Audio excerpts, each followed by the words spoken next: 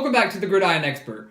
As you all know, when I do my preseason college football predictions, home field advantage plays a major role. Today we are starting a new series on home field advantage where we will break down each Power 5 team's home record over the past 5 years only against FBS opponents. We will be doing this for each Power 5 conference, concluding with the top 25 teams at home over the past 5 years. And today we are starting with the SEC. So there were not many surprises when it came to home field advantage in the SEC over these past 5 years, which of course includes the 2013 through the 2017 season. And before we get deeper into this, I want to reiterate that this does not include bowl games or conference championship games. It just includes home games over the past 5 years against FBS opponents. So make sure we keep that in mind. So the top 4, no major surprises. You have your top 4 powerhouses with Alabama, LSU, Georgia, and Auburn. Alabama, that one loss over the past 5 years at home coming to Ole Miss in 2015. They own a 96.7% winning percentage over these past 5 years at home. And there's a huge drop-off there between the number 1 Alabama and number 2 LSU, 16.7% between first and second place. But that is to be expected with Alabama winning 2 national championships in that 5-year range. Followed by Georgia and Auburn. And keep in mind, there's only a 2.6% winning percentage difference between LSU and Auburn there. So LSU, Georgia, and Auburn, all very, very close when it comes down to winning percentage at home over these past 5 years. And keep in mind, we wrote these down and ranked these teams based on winning percentage, not on total wins. So you can see, for example, Tennessee has more wins than Missouri here, but they have a less winning percentage than Missouri does. So we ranked them based off of that percentages and that statistic.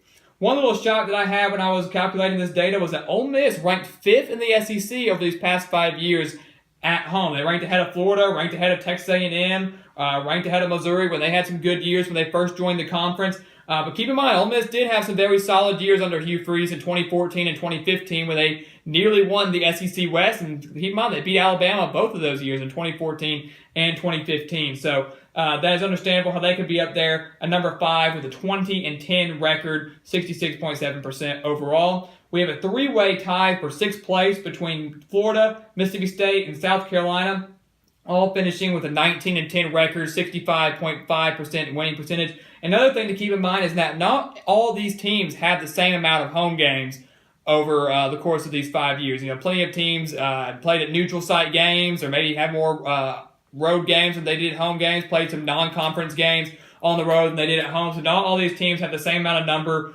May have way more, may have way less than some of their respective opponents in the conference. That's something to keep in mind. But a 3-way tie for 6th here between Florida, Mississippi State, and South Carolina, which means Texas A&M falls in at number 9 with an 18-12 record, right at 60%. Fairly respectable, but not great in the grand scheme of things if you rank them out of the 14 teams in the conference.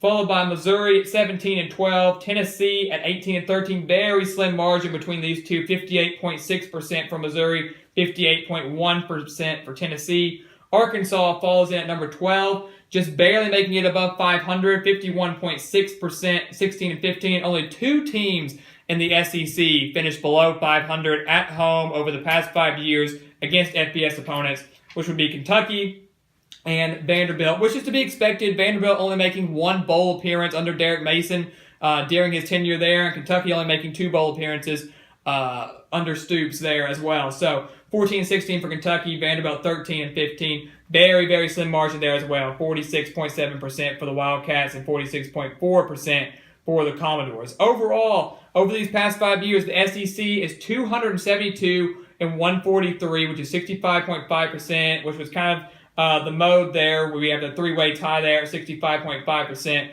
So the SEC, very respectable, right around the average over these past 5 years. And keep in mind, of course, a lot of this has to do because they're beating up on each other. That's how it's going to be with all of these teams when we do each conference. They're all playing each other. So really, you can only get a little bit of an edge over another conference depending on how you do in non-conference play.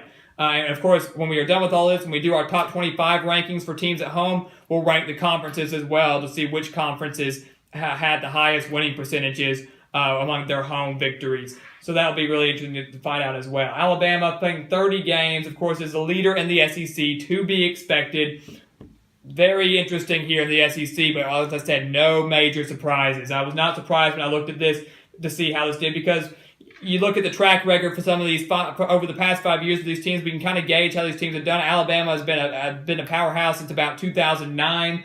You've got Arkansas over here, who in the 5 years under Brett Bielema was only nothing but average. This is why they're just slightly above 500 at home over these past 5 years. But you've got teams like LSU that have been fairly solid. They're always fairly solid. Auburn under Gus Malzahn clocking in at number 4, 77.4%.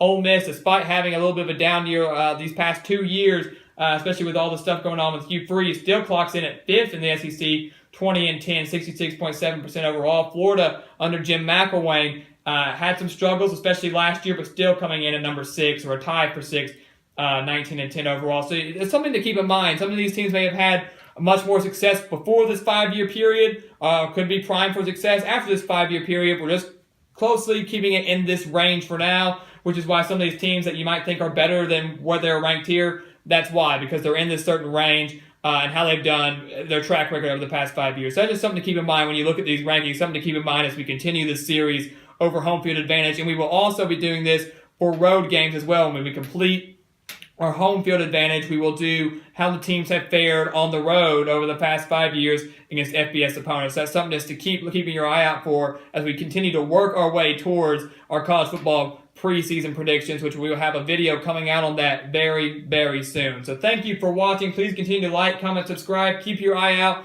for our next Power 5 conference that we will do our home field advantage video on. Thank you for watching, and we will see you next time on The Gridiron Expert.